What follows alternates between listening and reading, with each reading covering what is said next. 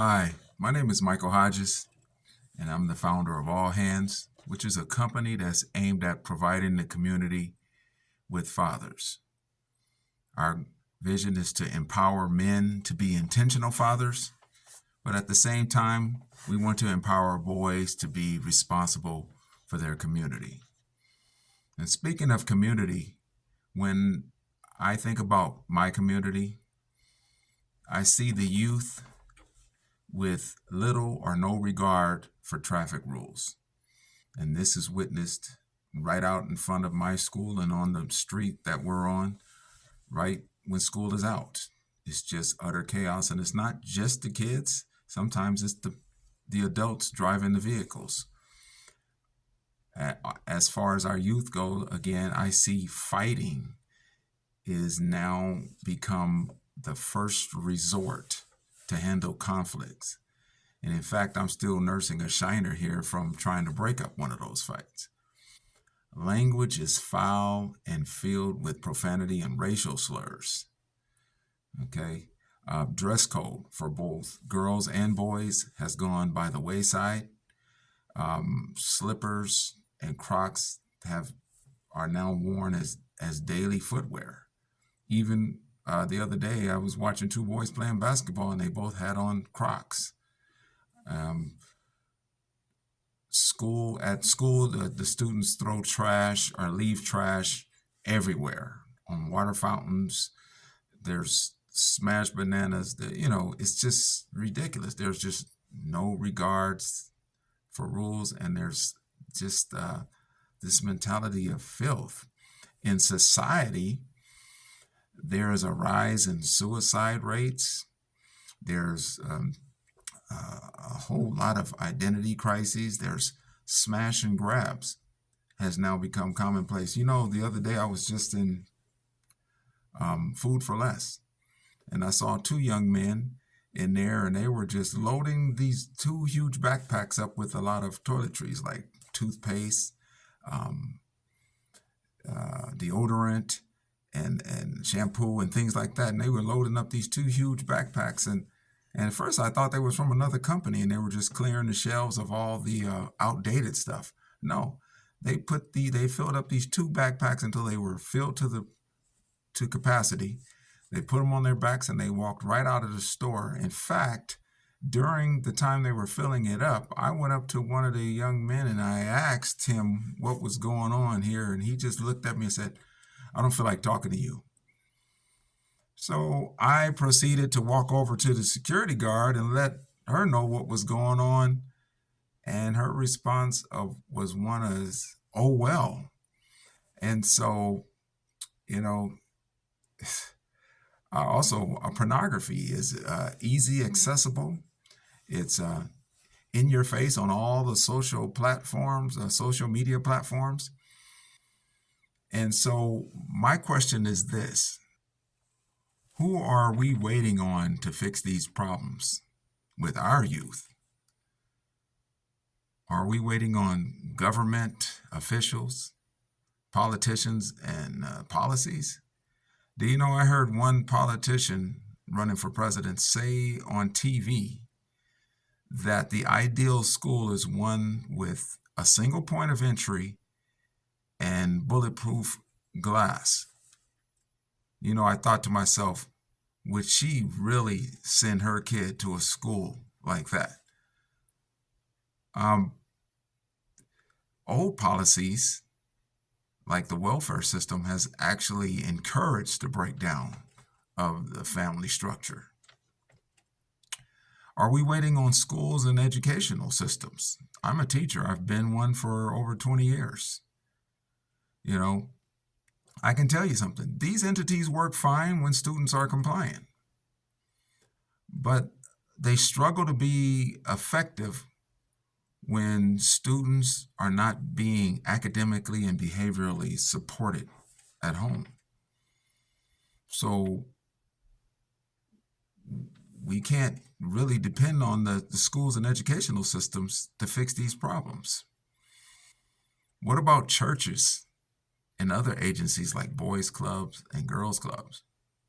Well, all I can tell you is that in this community, more is obviously needed.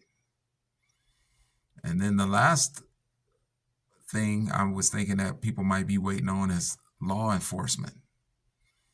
Well, if we've gotten to the point where we're waiting on law enforcement to fix the problems with our youth, I think we've waited too long. So I have a solution to that. You know, from time to time, when, you could probably relate to this, when you have a job to do around the house, you may not want to go out and get someone else to do it because it may be too expensive. Or, so what we end up doing sometimes is we take matters into our own hands by going somewhere where we can do and learn to do it ourselves. So I'm thinking, why don't we use that ideology when it comes to our youth?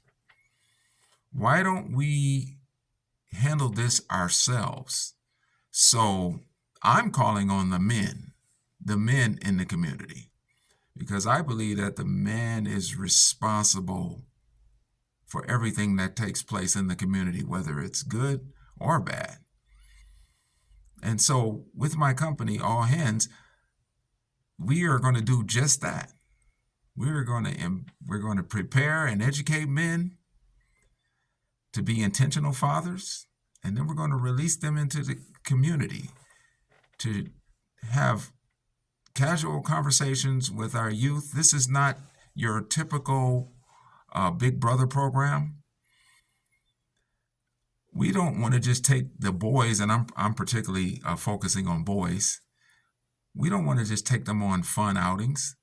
We want to live day-to-day life situations with them. So that may mean a group of boys along with several men, either at a home, somewhere where we're just doing a job such as cutting lawn, setting up the barbecue grill,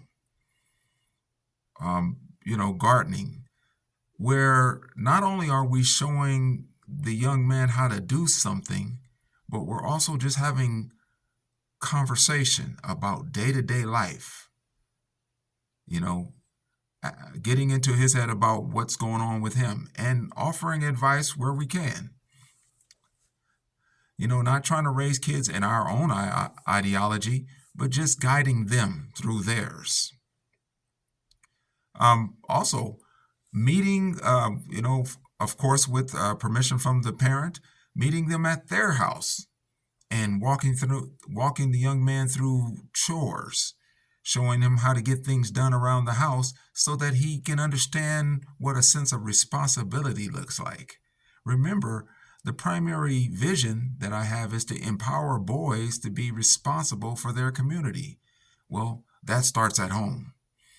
So we would like to show boys how to do that. Yes, there will be outings, because outings also give the boys something to look forward to, but it also gives us a chance as men to pour into their lives and speak to them about their lives and guide them through life, giving them a sense of purpose. When a young man knows what his purpose is, which is to be responsible for the community, then I think that gives more direction to his actions. Okay? There will also be tutoring and coaching opportunities. But those are just some of the things. I would even like to have an initiation process that the young man goes through at a certain age, where when he comes out of it, he can be looked at and viewed distinctively as a young man who has entered into manhood. I think that when we leave it up to the kids to solve these problems, we end up with things like gangs, initiation into gangs and violence and things like that. We don't want to leave it to the street hoodlums to raise our kids. Okay? So as men, we need to be on the ball and primarily in the African American community because that's where there is a great lack of fathering. I found that out in my studies in school in my master's program as I was studying to find out why is there a disproportionate expulsion and suspension of African American students. The stat that jumped out the most at me, even though there were many other factors, was the one that said that only 35 to 39% of African Americans in my community live with both parents. So I believe that there is a great need for the service that my company is going to provide. And my name is Michael Hodges. I'm the founder of All Hands, and we are about the business of fathering. Thank you.